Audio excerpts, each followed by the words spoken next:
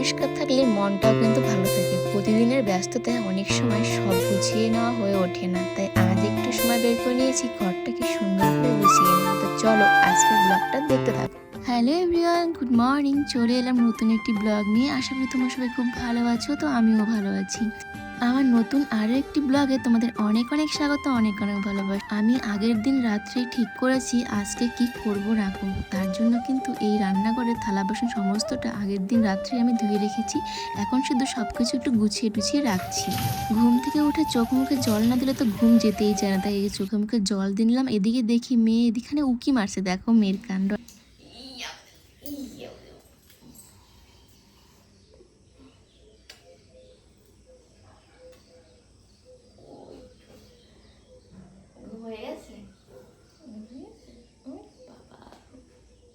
Good morning.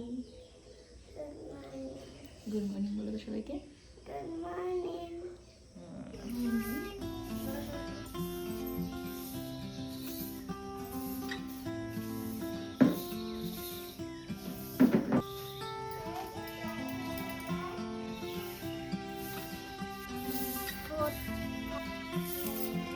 এবার চলে এলাম আমার আসল কাজে। আজকের দায়িত্ব হচ্ছে ঘরটাকে পরিষ্কার করা। অনেক দিন থেকে ভাবছি ঘরটা পরিষ্কার করব, বেড কভারগুলো ধুয়ে দেবো, কারণ এর মধ্যে সোনুর জ্বর হয়েছিল। কিন্তু ওই যে সোনুর বাবা তো বিছানা থেকে উঠতেই চায় না সকালে, এর জন্য সেটা হয়ে ওঠে না। কিন্তু আজকে আমি ঠিক করেছি এই কাজটা আমি করেই ছাড়বো। এর জন্য কিন্তু রাত্রেবেলা অতগুলো কাজ আমি করে রেখেছি, আর এখন মা মেয়ে দুজনে মিলে কিন্তু কাজে লেগে পড়েছি। সবার আগে সুন্দর একটা গান দিয়ে নিলাম। সকালবেলা উঠে ঠাকুরের গান না দিলে কিন্তু ভালো লাগে না। ঠাকুরের গান শুনলে মনটাও ভালো থাকে। এর জন্য প্রত্যেক দিন সকালে কিন্তু চেষ্টা করি একটু সকালবেলা কীর্তন শোনার, মানে ঠাকুরের গান শোনার, খুব ভালো লাগে। আর তারপরে কিন্তু আমি একা একা কাজে লেগে পড়লাম। আর আমি যেদিনই ঘর বাড়ি পরিষ্কার করি সেদিন চেষ্টা করি গান শুনে শুনে করার, তাহলে না কাজটাতে এনার্জিটা ভালো মতো আসে। সে যে কোনো গান, পুরোনো হিন্দি গান বা ঠাকুরের গান শুনে শুনে কাজ করলে কাজ করার আনন্দটাই কিন্তু আলাদা। আচ্ছা, এটা কি শুধু আমার সাথে হয় নাকি তোমাদেরও হয়? অবশ্যই কিন্তু জানিও, আমি কিন্তু অপেক্ষায় থাকবো। তোমরাও কি যেদিন ঘর বাড়ি পরিষ্কার করো সেদিন এরকম গান শুনে শুনে করো? আমার তো এটা না করলে ভালো লাগে না। এদিকে দেখো তোমাদের সাথে গল্প করতে করতে আমার কতগুলো কাজ কিন্তু হয়েই গেছে। ঘরের নোংরাগুলো পরিষ্কার করে ফ্যানটাও কিন্তু পরিষ্কার করা হয়েছে। আর এই পাশে এখন এসেছি লাইটের এখানটায়, কোথায় থেকে যাতে নোংরা হয় কে জানে।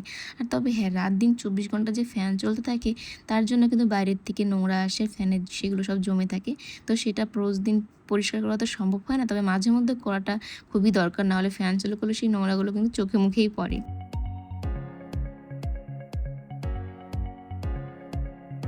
ঘরের এমন কিছু কোণা আছে যেখানটায় পরিষ্কার করা খুবই কষ্টকর, কিন্তু করতে তো হবে। আর সেই কোণাগুলো কিন্তু বেশি নোংরা হয়, যেমন আমার হোম থিয়েটারের ওখানটায় এত মানে মাকড়সার ঝুল হয় কী করে ভগবানই জানে। তো যাই হোক, ঝাড়াঝাড়ির কাজটা কিন্তু কমপ্লিট। এখন যে বেড কভারটা উঠিয়ে নিলাম। আর দেখো তোষকের নিচে কত যে কিছু আছে আমার সাথে, এটা কি শুধু আমারই থাকে নাকি তোমাদেরও আছে? অবশ্যই কিন্তু জানিও। এই জিনিসটা মাঝে মধ্যে আমি ভাবি যে আমার তোষকের নিচে এরকম পাহাড় নাকি সবারই এটার মানে থাকে।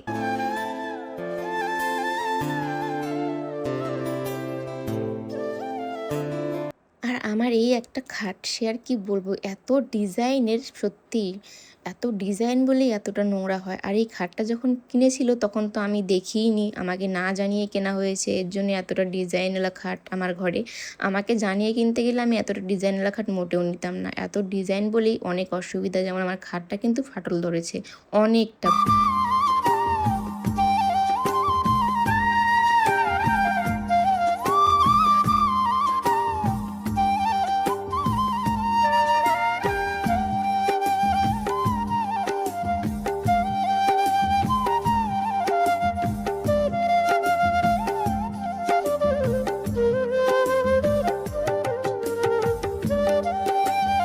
তো এখন এদিকে আমি জামাকাপড়গুলো গুছিয়ে নিচ্ছি আলনায়। আচ্ছা, তোমাদের মনে কখনো প্রশ্ন হয় না যে এখানে শুধু আমার আর সোনুর বাবার জামাকাপড়, তাহলে সোনুর জামাকাপড় কোথায়? আসলে ওর জামাকাপড়গুলো আলনার পাশে যে ড্রয়ারটা আছে তো সেখানটায় রাখা। এতে কী হয়, বাচ্চাদের জামাকাপড় আলনায় তো রাখা যায় না, পড়ে যায় ছোটো ছোটো। আর ওখানটায় রাখলে কোনো অসুবিধা হয় না, দেখাও যায় না, সুবিধা হয়। এর জন্য কিন্তু ওই বক্সটাতে সোনুর সমস্ত জামাকাপড় আর আমাদের টুকটাক জিনিস রাখা আছে। আর এইদিকে দেখো পুরো কাজটা কমপ্লিট। আর এই যে আমার টেবিলের অবস্থাটা, আর আজকে এই টেবিল থেকে আমি অনেক কিছু সরিয়ে নিয়েছি। এবার এবার লেগে পড়লাম আমার ড্রেসিং টেবিলটা গোছাতে। সত্যি ড্রেসিং টেবিলটা সেই যে এই বাড়িতে আসার পর গুছিয়েছিলাম, তারপর আর গোছানো হয়নি। ভেবেছো তাহলে কত দিন হলো ড্রেসিং টেবিলটা গোছানো হয় না। তো পুরো ড্রেসিং টেবিলটা গোছানোর পরে ঘর থেকে এতগুলো জিনিস বেরিয়েছে, আর এই দুটো জিনিস যেগুলো আমি নিজে হাতে বানিয়েছিলাম, কিন্তু দুঃখের বিষয় এর ভেতরে কার্টুন আছে, যার জন্য এগুলোকে পরিষ্কার করা যাচ্ছে না। এগুলো আজকে সব ফেলে দিতে হবে, আমার নিজের হাতে বানানো জিনিসগুলো। কষ্টও হচ্ছে, কিন্তু কী করা যাবে, ফেলে তো দিতেই হবে, শুধু রাখলে ঘরটা নোংরাই হয়। আর ঘর থেকে যখনই আমি কোনো কিছু ফেলে দিতে যাই তখনই সোনু বাবা দেখতে আসে ওর কী কী জিনিস আমি ফালাচ্ছি, তাহলে ভাবো। তো এরপর ঘরটার মোছামুছি করা হয়ে গেছে। 12:30 এদিকে কাজকর্ম শেষ, এখন ধোয়া কাচা করে স্নান করব, তারপরে বেড কভার গুছাবো। ভালো লাগছে না।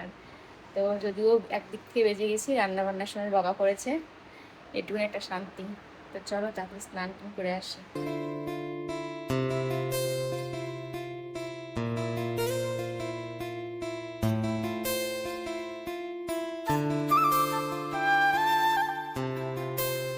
সারাদিনের কাজকর্মের পরে লম্বা একটা ছুটি নিয়েছিলাম, দারুণ ঘুমিয়েছিলাম। এত খাটাখাটনি হয়েছে যে প্রচণ্ড ঘুম পাচ্ছিল। ঘুম থেকে উঠে মেয়েকে টিউশনিতে পাঠিয়ে এখন দিচ্ছে হচ্ছে সন্ধ্যাবাতি।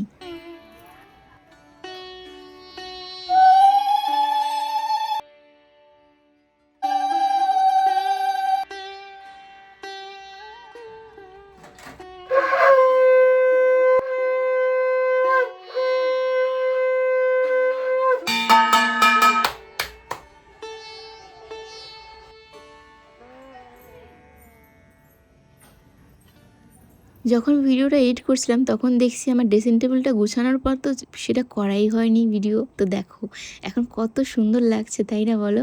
একদম অগোছালো হয়েছিল। কিন্তু দেখো আজকে সারাদিন অনেক ব্যস্ত ছিলাম, সোনুকে তো সেভাবে আমি টাইমই দিতে পারিনি। আজকে অনেক ব্যস্ত ছিলাম আজকে সারাদিন। আর সোনু আজকে টিউশনিতে গেছে সোনুর ম্যামেরই সঙ্গে, আর ম্যামই এসে দিয়ে গেল। আমি এত কাজ করেছি আজকে যে আমার অবস্থা পুরো খারাপ ছিল, এই জন্য যেতে পারিনি। তো এখন বাজে হচ্ছে রাত প্রায় 9টার মতো। এখন আমি আর সোনু যাচ্ছি রান্নাঘরে। সোনু কী খাবো আজকে? রুটি খাবে সোনু। তো এখন রুটি বানাবো, তাই তো? চলো রান্নাঘরে যাই, ফটাফট করে রুটি করি, ঠিক আছে? আর তোমরা রাত্রে কী খেতে ভালোবাসো? আমাদের তো রুটিই ভালো লাগে, তাই না? ভাত রাত্রে ভালো লাগে না। তোমাদের কি একই অবস্থা? গরমে তো বিশেষ করে বেশি ভালো লাগে না। রুটি হলে তবু ঠিক আছে, খাওয়া যায়, তাই না? তাই না? চলো যাই। কিন্তু সোনু একদমই কোলে ওঠে না, তবে আজকে সোনুর শখ হয়েছে কোলে ওঠার। বলে কি মা আমাকে একটু কোলে নাও তো, তারপরে কোলে নিয়ে যে এলাম। আর সোনু কিন্তু অনেক ছোট থেকেই মানে কোলে ওঠা বাদ দিয়েছে, খুবই কম কোলে ওঠে। এর জন্য কিন্তু আমি অনেকটা শান্তি পেয়েছি, কেননা কোলে নিয়ে নিয়ে যদি আমি রোজ দিন বাবার বাড়িতে যেতাম তাহলে আমার হালুয়া হয়ে যেত খারাপ। তো এখন এই যে আমি কাজ করব, সাথে একটু গান চালিয়ে দিলাম। এখন এই যে আটাটা মেখে নিচ্ছি, তারপরে বানাবো হচ্ছে রুটি। আর এদিকে মেয়ের কাণ্ড দেখো, আমার হাতে হাতে কাজ করে দিচ্ছে, সাথে সাথে আবার ডান্সও করছে। যেহেতু গান চলছে, ওই দেখো দেখো হারকিউলিস বডি নিয়ে ডান্স করছে। আমারই মতো, আমার মেয়ে আমার মতো হবে না তো কার মতো হবে, তাই না বলো?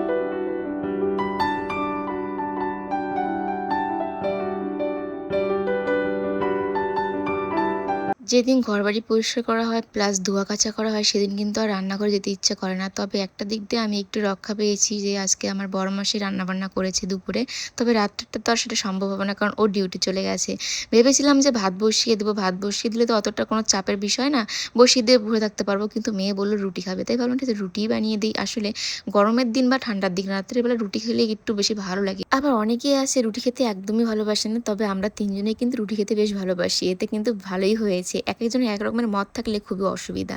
আর আমরা তিনজনেই একই রকমের পছন্দ, মানে এই খাওয়া দাওয়ার দিক দিয়ে মোটামুটি এক। তবে মাঝে মধ্যে সোনুর বাবার একটু পছন্দটা আলাদা হয়ে যায়। তো এদিকে দেখো আমার রুটি ভাজা হয়ে গেছে। এরপর গ্যাসের ওভেনটা পরিষ্কার নিলাম, প্লাস থালা বাসন কটা মেজে নিলাম। এদিকে মেয়ের কান্ডা দেখো মাঝে মধ্যে হাই হাই করছে। আমার প্রত্যেকটা ব্লগ যারা দেখো তারা হয়তো একটা জিনিস খেয়াল করেছে, যে আমরা খাওয়া দাওয়ার ব্যাপারটা বেশিরভাগটা ভিডিওতে আনি না, কারণ এটা আমার বরের তো একদমই পছন্দ না। আর সত্যি কথা বলতে এটা আমারও পছন্দ না। এর খাওয়া দাওয়ার ব্যাপারগুলো আমি খুবই কম শেয়ার করি, এর জন্য কেউ কিছু মনে করো না। এদিকে রান্নাঘরে ধোয়াধুয়ি শেষ, তারপরে আমরা খাওয়া দাওয়া করে নিই।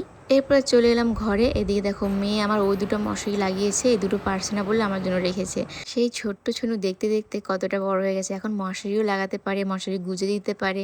তো ওদিকে গুজছে, আর এদিকে আমি আমার মুখ টুক ধুয়ে ক্রিম ট্রিম মেখে চুলটা একটু আশ্রয় নিচ্ছি। আর ওদিকে দেখো কীরকম দুষ্টামি, চুলটা আশ্রয়ছি আর ও লাইট অফ করে দিয়েছি বলার পরে আবার লাইটটা অন করে দিল। তো সারাদিন পরে এই যে চুলটা একটু ভালো মতো আশ্রয় নিলাম। সারাদিন তো একদম এই একটা খোপা করে রেখেছিলাম। তো চলো আজকের ব্লগটা এই পর্যন্ত। তোমাদের কেমন লাগলো অবশ্যই কমেন্টে জানিও, ভালো লাগলে লাইক করে দিও। Tata bye, good night.